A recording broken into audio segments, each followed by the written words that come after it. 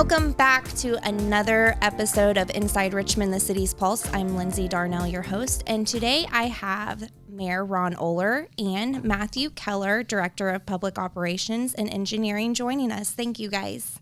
Yeah. Glad to be here. Happy to be here. So I want to talk a little bit about both, but first we're going to go to the mayor, and we are going to talk about volunteer opportunities for parks cleanup and cleanup days. Okay, well, it's springtime in Richmond, springtime in Indiana.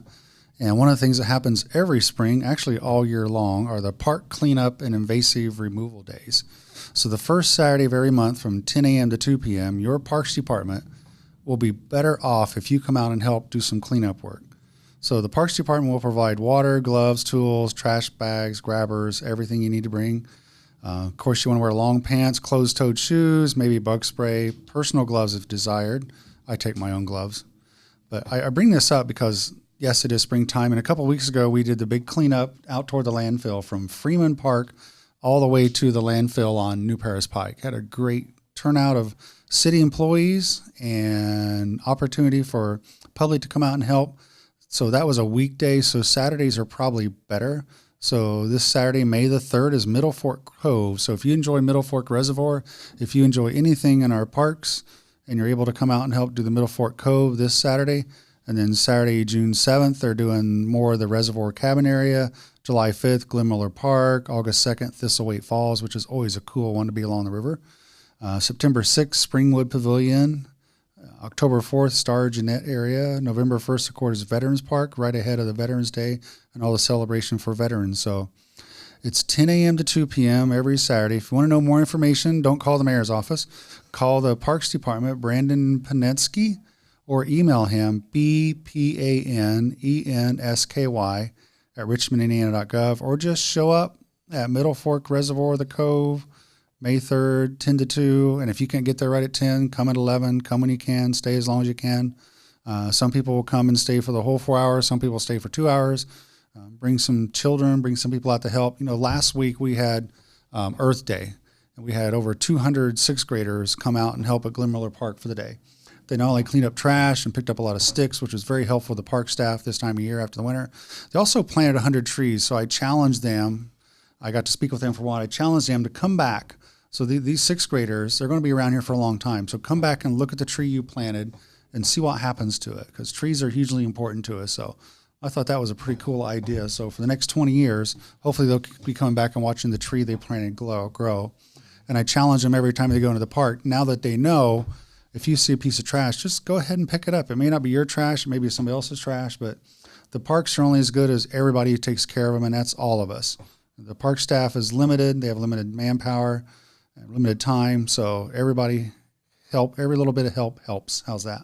And that shows having pride in your Yes. hometown as well. Now, both of you actually participated in the cleanup from Freeman Park to New Paris Pike, right? Yes, we did. Do you guys know how much trash you picked up in those areas? Was it a lot? How many lot. tons? It was Matt's first time, so tell us about your experience, Matt. It was pretty cool. The code enforcement team and myself were able to go out together as a team, and we started at the very beginning and went down the whole entire way, all the way down towards the landfill. And sanitation and other crews were out there, and it was kind of fun to have some collaboration with Street and parks, and just get to know people you work with. Yeah, you don't I met a see lot of every people day. that day. That you don't see every day from other departments. That's always good too. Yeah. Now, I stopped out there, and there was a lot of people helping, so I was really, shocked to see how many people were there picking up trash. It was great. Helped that it was a good weather day too, and people appreciated a chance to be outside. Yes. And make a difference. Mm-hmm. Yeah, there was so many bags of trash pickup. They had a backhoe that was just constantly running up and down the road. We were dumping bags of trash in it, and it was going to the dump truck and dumping in the dump truck, and the dump truck was going to landfill and coming back. So we just had a constant. There was a logistics study in there, which would be pretty good. If you study logistics, that would have been a good one to study. Probably. Yeah. Okay, so moving forward, I want to talk about our Did you tell us how much we picked up? Oh, Well, we don't know exactly. Do we not know? Do you? I don't know. know. I Oh, didn't okay. see the numbers. They measured it, but I don't know. I'm gonna have to track that down then. It was Yeah. a lot. Yeah, I'll have to figure that out. I know I saw numerous trash bags, so I know it was a lot. Yeah, it was a lot. It was. So I want to talk about our partnership with IU East, Okay. their class. I know you are going back to your old roots of being a professor. It's a great time. Yeah, so tell us a little bit about that. What are you doing? So last year, fairly new Chancellor Dennis Rome asked a fairly new Mayor Ron Oler, who had been a college professor for almost 33 decades myself. So what can IU East do to help partner with the city, and what can the city do to take advantage of some of the talent at IU East? And I had this cool idea that we have a financial consultant, financial advisor of Indianapolis. We have a finance department, and we're really good at fixing this year's budget. We're really good at forecasting the last 5 years, but nobody really has the time and expertise to go back many years. So they created a class, and it is two things. It went back 8 years and looked at the city's budget for 8 years and marked trend lines. So the great thing for the students was they had a real world example in their community. Instead of a class where you're just doing a case study out of a book, they interacted with the mayor, the controller, deputy controller. They came to City Hall. They looked at everything. We opened up all our books to them. Turned out to be a really great class. So well that our U.S. Representative Jefferson Shreve came last week for the presentation and got to hear some things and ask some questions and spend some time with the class. We got the report, and eventually will be a presentation to council, probably at our committee of the whole meeting coming up. But the other reason we did this is government accounting is so much different from for-profit accounting. So city's controller has been great. The last controller was great. The new deputy controller is great, but not a one of them took a class in government accounting. So we know there's a gap there, not just the city, but the county, the state, and even the federal level. So colleges and universities, I know our controller said when she went to college, she had one paragraph in one chapter about what government accounting is. And fund accounting is so much different than for-profit accounting because you can't mix funds. So if we get money from the state, from fuel taxes, from motor vehicle highway, for roads and streets, we can't spend that on parks. If we get money from this, we can't spend it on that. We get money for that, we can't spend it on this. So there's lots of regulations. So knowing how to manage basically 12 businesses in one is very challenging. So I think it worked out really well. The students really got a lot out of it, and we're looking forward to possibly hiring some of them. So that'll be great too. Do you think you'll do this again in the future? They're going to run this class every spring. So now that they have a baseline, but they didn't just look at Richmond. They compared us to, specifically compared our finances to a couple other cities. But overall, for all the aspects of the city, they compared us to 14 other cities in Indiana. Wow. So some of the things that were revealed to us, you may or may not, if you pay attention, may or may not pay attention. Over the last decade, the city of Richmond has focused hard on industrial park and getting better paying jobs here. And that's paid off. In the last 10 years, we've increased the median household income in Richmond by 50%. Median household income in Richmond is now slightly higher than Terre Haute and Muncie. So in comparable cities of different attributes, they're slightly higher than us in population, but that was really well. So we see some things that are working and some things that aren't working so well. So they found some places where we could save money and restructure some things. That was our other assignment, was how can we pay for this, and what can we cut, what can we reduce while still providing services to make government more efficient. And that's really cool for the students to get like a real world example and actually be able to work on something that they can see an actual tangible result from. In their town, you know. So those are the classes that do internships, but this was a class focused just on the city's budget and not something out of a book from another state on government accounting. Pretty cool. Pretty cool. Yeah, that is interesting to get that type of experience with real life. And they get college credit, and one's graduating, so we'll see what happens. Yeah, maybe they'll join the team. Yeah, theirs will be back, and they're going to come back in the summer and over the fall and help us look at the 2026 budget. And talking about that, maybe trying to get some of them on board at the City of Richmond, we are still hiring, so make sure you check out our job opportunities page on the website. Good deal. So this is something I'm really excited to talk about. Last year in September, we hosted a Main Street block party here on Main Street when the construction of Loop Phase 2 was completed. This month in May, we are going to be doing another party. It's called the Depot District Summer Kickoff Party. NDOT, Parsons, and Beatty Construction are going to be partnering with us.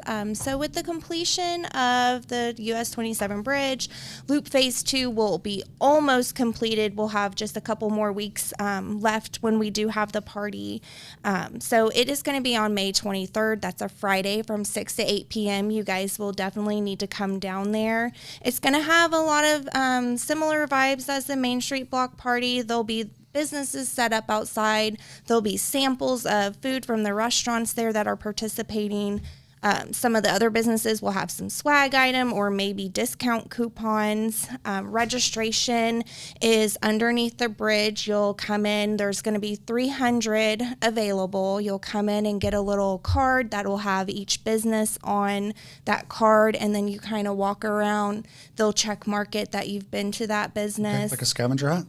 Kind of, yes. And you get to see all of the cool local businesses down in the Depot District. This will also be the first opportunity to use DORA down there, which is the Designated Outdoor Refreshment Area.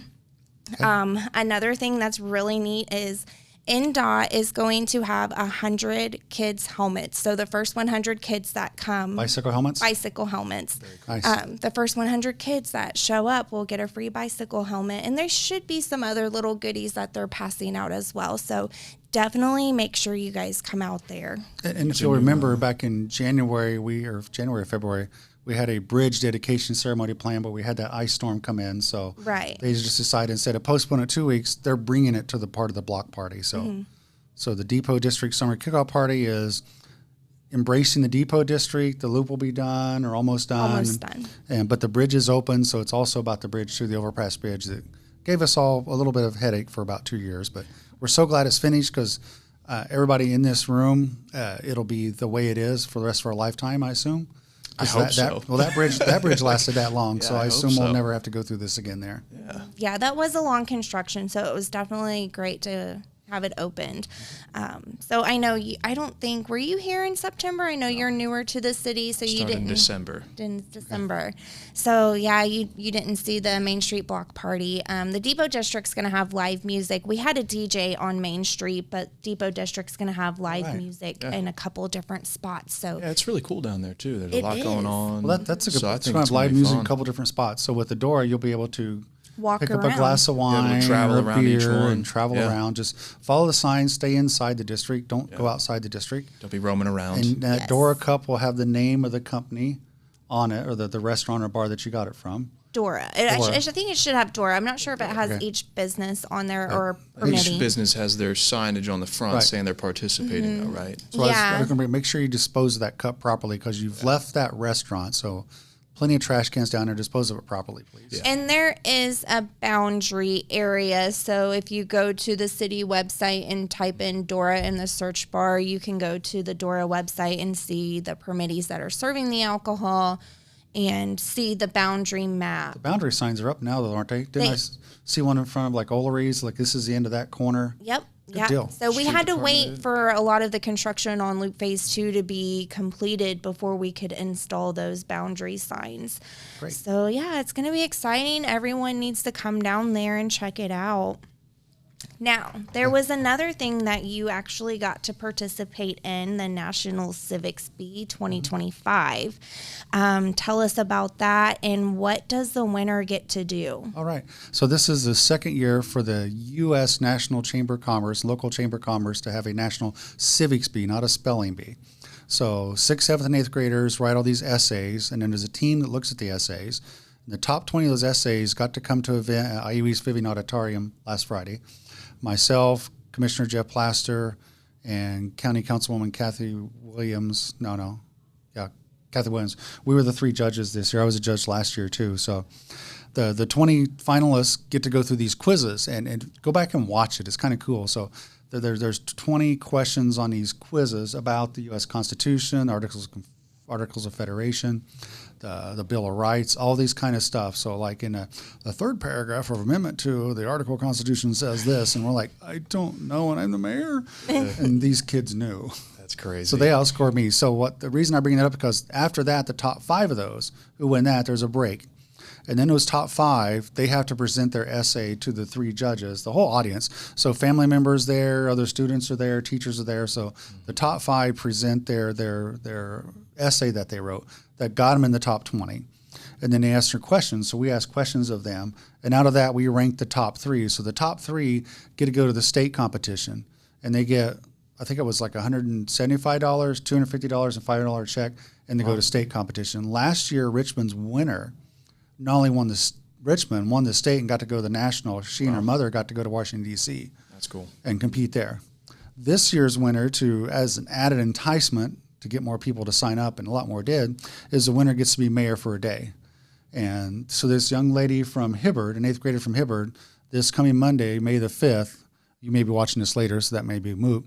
She'll be mayor for a day, so she'll be at the council meeting at 7 o'clock, sitting next to the mayor and the city attorney, and I'll let her she'll get to do all kinds of fun stuff that day. That's pretty awesome. She'll get to meet department heads. She'll get to go to a big luncheon, and I find out she likes coffee, so we'll be stopping a couple of coffee shops on the way. Well, what if we like her better than you? Well, she stay or she can stay. Yeah. She's got to go back to school though on Tuesday, so it's going to be kind of rough. Oh yeah. No, that's really cool that they have the opportunity to get involved like that. And it's something mayors. There's a group of mayors that meet, and we spent 3 days this week in Indianapolis. So we meet and talk about things. And last year when I met with them, it was after this, and one of them talked about mayor for a day, and I said, "How do you select mayor for a day?" And they said, actually, they did weird one, do like a fundraiser. And so whoever raised the most money for parks, something or another, got to be it. And I decided, well, let's get the people who are involved in civics, people who are so interested in government that they win a competition, make that the mayor for the day. And who knows? I mean, who knows? She's 15, so in a few years, she could be the next mayor if she wants. Yeah, I guess so. Or at least get into government. Yeah, working. or going into your college years and everything. Right. Yeah. Might expose you she to has something college else. plans, but I mean, when you get to that point and you've really focused on learning about government and being in government, so we'll see what happens with her. Yeah, I think it's pretty cool. Good deal. I'm excited to see what happens with her future as well. So this past Saturday, you were able to do a proclamation at the farmers market for Arbor Day. Now, this was my second time seeing this. Last year, we got to plant a tree. I don't believe they planted a tree down there in the Stargenet building, by the Stargenet building this year, but maybe give the public a little information about what Arbor Day is. So Arbor Day recognizes trees, of course, and Richmond has been a tree city. I think this is the 29th year. So one of the things that happened during that event, and they'll do it every year, is they give away tree plantings. They get these small tree plantings. You can get a couple of trees to take home and plant in your yard. So I got 2 sycamores from TL down there. Oh, you did? All right. Went down and picked them up. Right, good deal. Cool. So trees are hugely important to us. Like you said, we planted a tree last year. The weather wasn't great, so we didn't plan to plant a tree this year, although the weather was better. We could have. And the ground wasn't great. The ground either. wasn't great. It was so, hard to dig yeah. that hole. So no, it's a good. So Arbor Day falls on, I think it was that Friday, so we were there Saturday, but down at the Stargenet Pavilion, it was a last winter farmers market there too. So this kind of all ties together. They had live music and everything, so it was kind of a big day. So this coming Saturday, they'll be back at Elstro Plaza. Yeah. Yes. That's actually an interesting point. Like that's a cool kind of break point of winter to spring or winter to summer. Winter to spring, Yeah, celebrate it's pretty trees, get a tree, plant a tree, and then next one's going to be out at the park. So if you've I just never mentioned that, yeah. been to the farmers market, it is really neat. There's a lot of vendors there. They have handmade, goodies or crafts. There's plant stands there. Lots of produce. There. I know when we went for Coffee. Coffee. They yep. do have Yep, coffee. there's a good coffee roaster down there. Yep. my 4-year-old was going around to all of the little sweet stands, and so he was like, "Can I have a chocolate chip cookie, please?" And then he went to the next one. He said, "I want the brownie with the icing." And I said, "Okay, that's enough sugary stuff." So we went to 2, and then we got him a little crocheted octopus. It was really neat. So yeah, I'm excited too for the farmers market to come back down to Jack Elstro Plaza. And the reason why is that is the start of Food Truck Wednesdays. So if you've never been, definitely check them out. They are also local vendors that get to come up there once a week and participate, and it's a great way to, get a quick bite for lunch. I'm excited for that. Yes, definitely. Yeah, one of the things that mayors talked about this week, all the legislative updates that came out of the State House, and one of the cool things will benefit these food trucks is right now they have to get a license from every county health department, every county they go into, but state passed a law, a license, you can get a statewide license now. So if you have a food truck, you can get one license and go to any county in the state that you've been certified and you're verified. Oh, that's neat. So you don't have to, so when you bounce from county to county now, you have to get a license in each place and get inspected each place. Now you can just get one inspection by the state and keep rolling. Yeah. What would you do as a food truck? I would have a rapid fire pizza type food truck. Oh, okay. Maybe not that brand, doesn't have, but a quick pizza. Yeah. Of all the food trucks we have out here, really good food, but nobody's doing a quick little pizza. Doing a little pizza thing, like personal thing? Not that I like pizza or anything. So we've actually had this discussion before, and I've always wanted to have a restaurant. Yeah. And I wanted to call it Around the World in 80 minutes, but then I was like, maybe that'd not. Be intense. Right. But this is the reason why is I wanted to have different little foods from different places around the world. And so instead of Around the World in 80 days, like the book, Around the World in 80 minutes, I thought that would be a catchy restaurant name. And then if I had a food truck, it would just be called Around the World. And then I'd have, maybe some egg rolls or lo mein noodles, and then maybe that would have to be a from different really regions. Big food truck, though, wouldn't it? Yeah, you'd have to. Is that what we decided? A school bus as your food truck. Well, no, I mean, if you chose it's a food semi. I kind of thought too, if it was a food truck, do like one day would be Chinese, one day would be Mexican, and the next day do something like Middle Eastern food. Yes, I think baseball season starts have hot dogs and apple pie. Yeah, like American, all American, yeah, and call them theme days like All American Day or Chinese Day. So good deal. Yeah, I think that would be fun to do. So if you ever wanted to be an entrepreneur, that's something great that you could start out doing. Is it's a statewide license, you could go anywhere. So that starts next week, Wednesday, right? I believe it is Wednesday. May through September, right? Yep. But I also want to stress, do not forget the other restaurants that are here in the depot and on Main Street. So when it's not Wednesday, make sure that you head on down to those restaurants and support them as well. Or if you show up late and the line's 40 minutes long, head on over. There's other restaurants downtown. Yeah. There's other places in the to depot go. to go. Yes. Yes. Mm-hmm. So another thing that we have been working on here in the city is the comprehensive plan refresh. That is the Richmond Rising comprehensive plan. We are just refreshing it. Mayor and I have talked about this previously. This is very important for us to do in the city if we want to qualify for the Okra grants, which can really help out the city and infrastructure. I know. Right, certain grants, you have to have a master plan or a comprehensive plan that's no more than 5 years old. And Richmond Rising's great. A lot of things changed since COVID, but it's also 5 years old. So that's why we're doing a refresh. We've discovered, and again, talking to other mayors and trying to benchmark best practices. If you update your master plan, comprehensive plan every 5 years, it cuts a whole lot less than doing it from scratch every 10 or 15 years. Yeah. You save a lot of time, money, and energy. It's more efficient. And more efficient. It's more relevant, too. Keep it moving, keep it rolling. Yeah. Like I said, because right before COVID, we had some ideas. COVID happened, and people's habits have changed, so our comprehensive plan has to be tweaked just to match what's happening in the current environment. Otherwise, you'll become stagnant and irrelevant. I think it's a good practice to get into.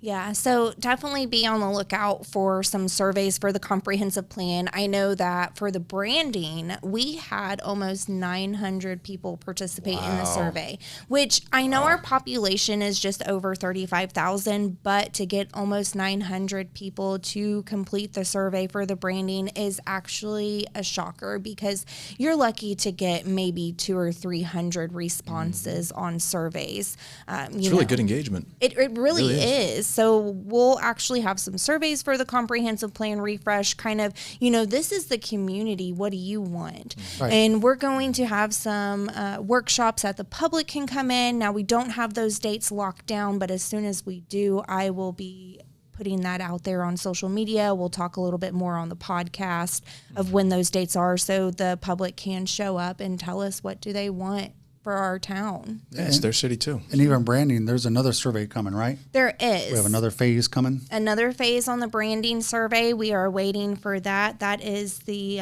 concept survey. So I'm not quite sure if they're going to have like some samples of what the logo and tagline and everything's going to be.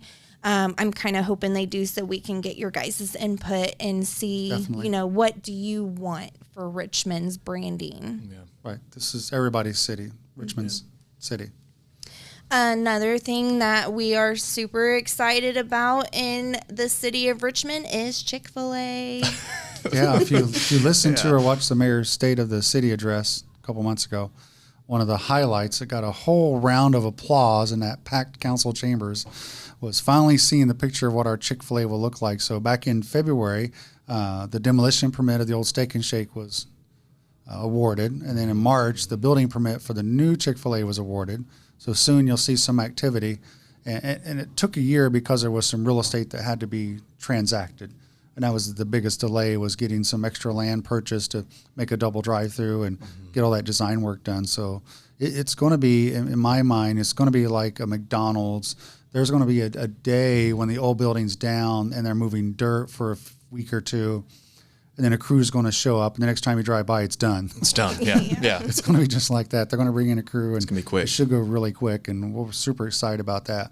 Not that we're not excited about other businesses in town, but being close to the interstate, drawing more people off the interstate is an opportunity for them to see other things that Richmond has to offer. Some of our local grown restaurants are on that side, downtown, the Depot District. So the more people we get to come off any one of our 4 interchanges off the interstate for any reason is a chance to get them to see other things happening in the city. It makes it more likely for people to go explore the actual town for a little while. Yeah. Yes.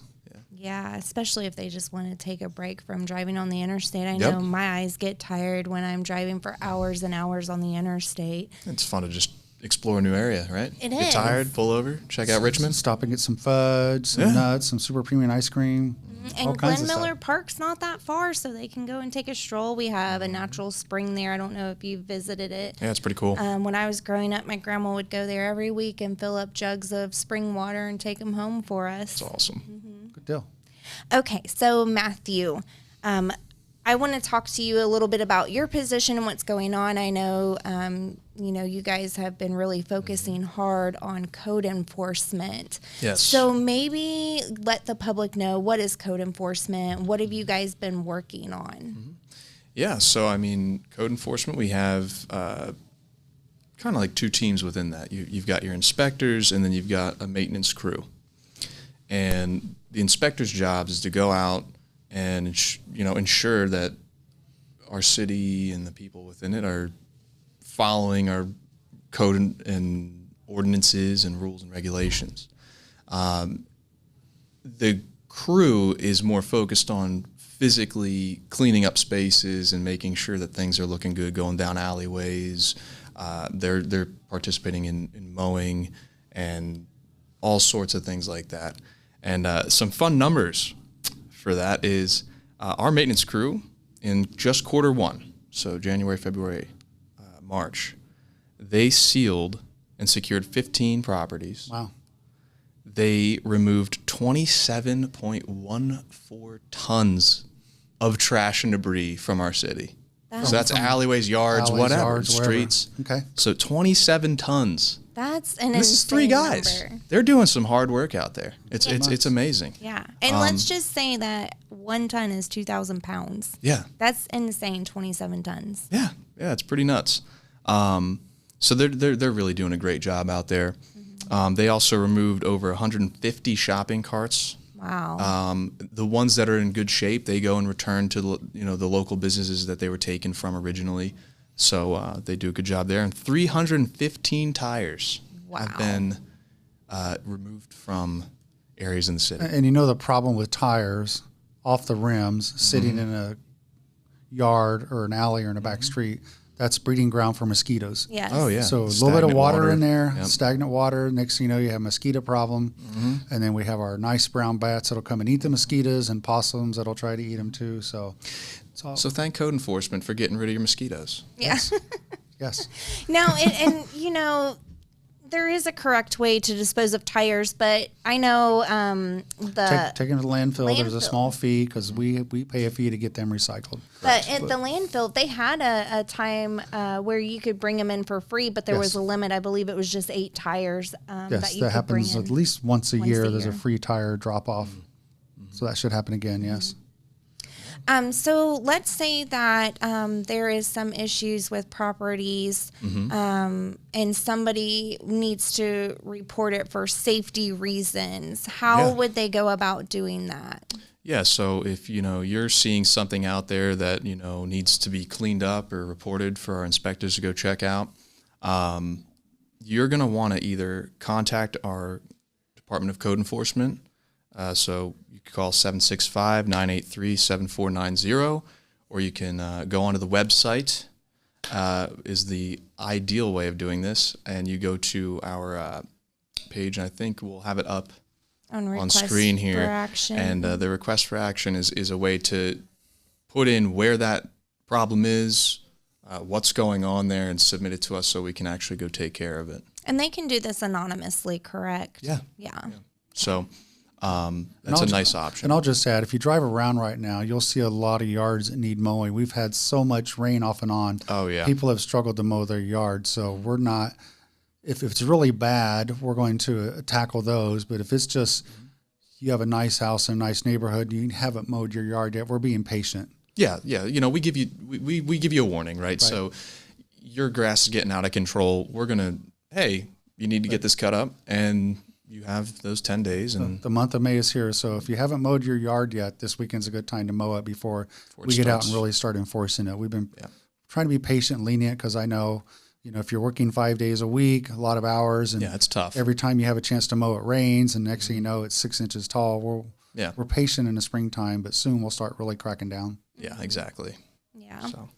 Another thing I wanted to kind of talk about quickly is Roseview Transit, and just remind the community that we do have this service.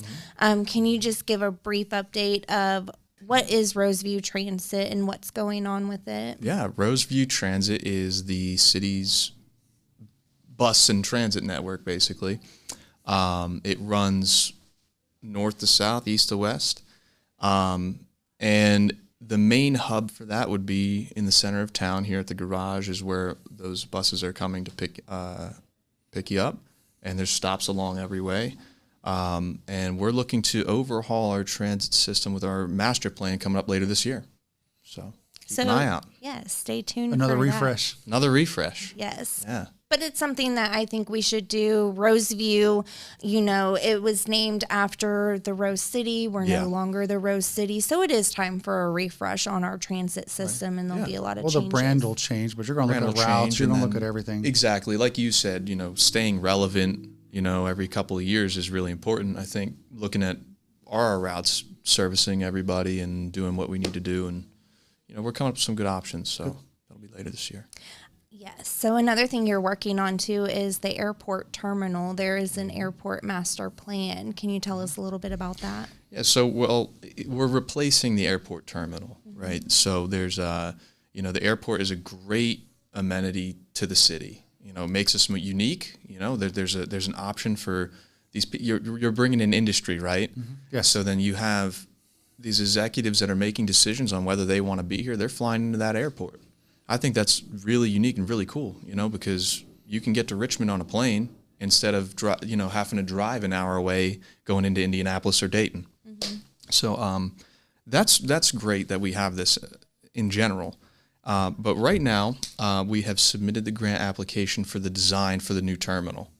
And our airport manager down there, Rodney, he's been fantastic working on this project. And then we just selected our architect. So we're really cruising on this, and the next step is just funding for construction, and we have identified a grant that,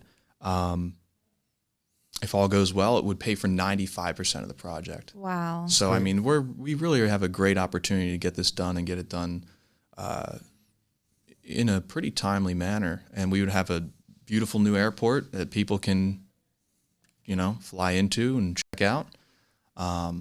And then just, we're looking at other things that we can do throughout the year down there. That would be fun last just summer, the citizens. Last summer, I just happened to be there to meet Rodney and talk about some stuff, and a corporate plane stopped because of their time, and they were heading across country and going to Chicago, so they stopped there for their time, and somebody brought them lunch, and they had to take a break, and I got to see a new $40 million commercial jet, and they invited us in, and that was pretty neat. But I guess that's a regular occurrence. We're a really nice airport. We're really open. And it's easy for planes to get in and out, and we have really good fuel prices. So yeah, because we have a self-fueling station, so you can that we're just implementing now. We just got it. That should be up and running in the next few weeks. So you can fly in, and you could refuel your plane right there, right off the tarmac, which is pretty cool. But yeah, and that brings in revenue for the city as well when they're fueling their planes and jets there. Well, it allows the airport to be self-sufficient. So we're not using taxpayer dollars to run the airport. Right. It's self-sufficient. the class from IU East are like, well, we should look at the airport. And I said, what are you going to look at? They don't use general fund revenue. Yep. They're totally, they exist on all their salary, their maintenance, their upkeep, everything is from hangar rentals, fuel cells, and farm ground rent. Yep. They're fully self-supporting. It's a great asset. Yeah, it's wonderful to have it here. Yeah. Well, guys, I think that's time for our podcast. I know that we're went having by so much quick. fun. I know. So I just want to thank you guys for joining me. There was a lot of good information that the public is going to get from this podcast. So thank you. Thanks for having us. Glad to be here. Yeah. That was Inside Richmond, the city's pulse, keeping you updated and informed. Join us next time.